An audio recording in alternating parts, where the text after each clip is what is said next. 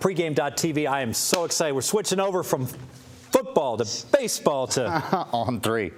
On 3? On 3. I thought we were going on 2. How can you go on 3? Everyone knows if you're not on 2, you're not going on 4. So you go on 3, you're telling defensive linemen just jump over and do it right kill after the quarterback. 2, right after yes, 2. That's right. 2.5. Okay, we're going to be talking about the Rockets. We're going to talk about Oklahoma City. Rockets got destroyed. Annihilated. Game 1, lost by 150 points. Is this going to be a series? Are they going to come back? They're going to show up. Is this the zigzag? We're going to zag here? We're definitely zagging, and we're grabbing the points with Houston. I'm not going to go as far as saying sprinkle a little something on the money line. Although sprinkle. I wouldn't be surprised. I may have to, just for the sake of doing it, because I always put a little bit of my bet if I'm getting. Can we sprinkle the first half, maybe? Yeah, I like that. And here's why that makes even more sense, because I think Oklahoma City is going to come out a little bit too content, feeling a little bit like they can't hang with us. They had nothing for us during the regular season except that one game. But I think this is a perfect example of a progression to the mean, why you're getting value with Houston. Because this is the number 1 offense more or less in the NBA, them and the Denver Nuggets. And this is a team that shot 36% from the field, 22% from the three-point line. But I think that those numbers are a little skewed, and here's why. Oklahoma City had a 35-point lead at one time.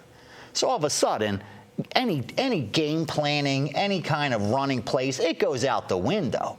And Oklahoma City shooting 53% from the field, 42% from the three-point line. It's only one way to go from there, and it's down, even against the worst defense in the NBA, which I don't think is the worst defense. They give up the most points, but they're not the worst defense. Not normalized per possession. I love this concept. I believe you've just invented this, a regression progression. The perfect storm. What we could do is we could find teams that were due to bounce back, and then martingale it up, reverse martingale, just start parlaying it upwards, each one of these regression plays as a progression betting technique. I like it.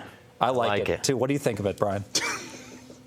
I think we're just going off the seat of our pants at this point. And with your bankroll, we could do it. Hey.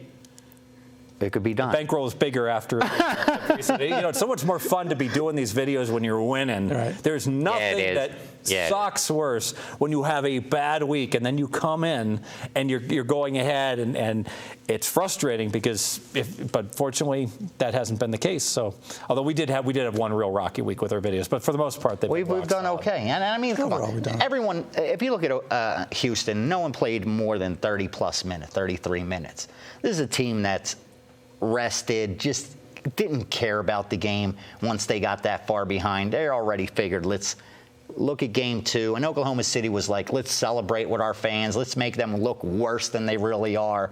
And if anything, I think because of that, you're going to get a Houston team that has a little bit of a chip on their shoulder. And this is a talented club. If it was Charlotte, I'd say who cares? You could be pissed all you want. You're still not going to do anything. But this is a good Houston team. Charlotte's riding a 3-game winning streak. Are you joining VR on the? I am not going to sprinkle with VR, but I do like the Houston side. And plus, when your best player had just left Oklahoma City and has gone to Houston, this is a game that Houston's going to come out and play well in. I don't know if it'll be enough to win the game straight up. They'll keep it but I actually think that this is a pretty good spot. Let me add some fuel to the fire here. And we are in consensus completely. Some stuff I really like is I love Zigzag. People say Zigzag is dead. It's dead when game 1 opens 10 and then the market catches up to you and they open game 2 9. It's not dead when they move it up to 11 because exactly. Goes 6-1-1 against the spread and all the public's winning and the books have to move their numbers up because 2-0 last night. Was jamming the money 2-0 last night playing Zigzag. And I actually predicted in the pregame forums, I said Zigzag was going to win. Just you could blindly play all of the dogs here in round 2. I'm regretting not playing every one of them, although based upon the latest Milwaukee score, that's going to be a coin flip here down the stretch. We're taping this on Tuesday. Flip that goes our way. Me too, because I'm on Milwaukee small. But the one thing about Houston, I was looking at I got a little chart here, all the games they lost since January 1st. They've only lost 4 games by more than 11 points. So this is a team that's lost a whole bunch of games because, they're number 8 seed, but a whole bunch of them were by single digits, 6, 8, 9. So here's a team that when they get down, they don't tend to get blown out. So the fact that they finally did get their teeth kicked in, all the more reason I expect them to go ahead and bring it. I think you got a solid winner. And it makes sense when you can score like they can score. even if you're behind, the back door stays wide open because you could put points up in bunches. I did want to point out, Houston had so many changes in the offseason. You know, even though they've gone to the playoffs some of the other years in the recent past, they've got a whole different group of people playing their first playoff game so it's a lot of situation there where the guys hadn't played together. I mean, playing regular season ball, playing playoff ball is totally different. Sure. Most that's, you know, even go back to the Jordan years, it takes time to build it up, and Houston's not to that point yet, but they've gotten that initial shock out of the way, and I think it's a good spot for them. Sounds good. Let's make this one official. I like it. Rockets at Oklahoma City, Game 2. Don't let Game 1 fool you into thinking Oklahoma City is just going to walk right through this team.